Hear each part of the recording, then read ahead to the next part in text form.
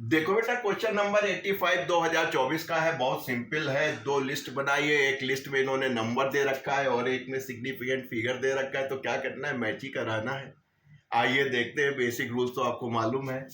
1004, तो जितने भी जीरो नॉन सिग्निफिकेंट के, नॉन जीरो नंबर के बीच में जितने जीरो होते हैं वो सिग्निफिकेंट होते हैं, यानी कि इनका महत्व है। तो इसका मतलब हो गया 1 2 3 4, यानी ये इससे हो गया। दूसरी बात आप देखिए कि जो नॉन जीरो से पहले, फर्स्ट नॉन जीरो से पहले जितने जीरो होते हैं, कहीं कोई मतलब नहीं, जाओ भाग जाओ। तो यहाँ पे क्या हुआ, इनका जीरो है क्योंकि ये दो नॉन जीरो के बीच में है। तो कितना हो गया, 1 2 3, यानी ये हो गया 3 सिग्निफिकेंट फिगर। इसमें देखिए जीरो के बाद जो है इनकी वैल्यू बढ़ जाती है। जीरो पॉइंट लगने के बाद जीरो की वैल्यू बढ़ जाती है। तो यानी कि ये सिग्निफिकेंट है। तो 1 2 3 4 5 6, ठीक। लेकिन अगर नॉन जीरो से पहले जीरो है,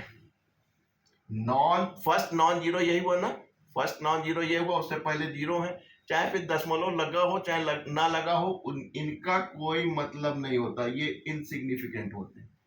तो कितने नंबर जो आपके सिग्निफिकेंट हो गए, ये हो गए, यानी 3 2 5।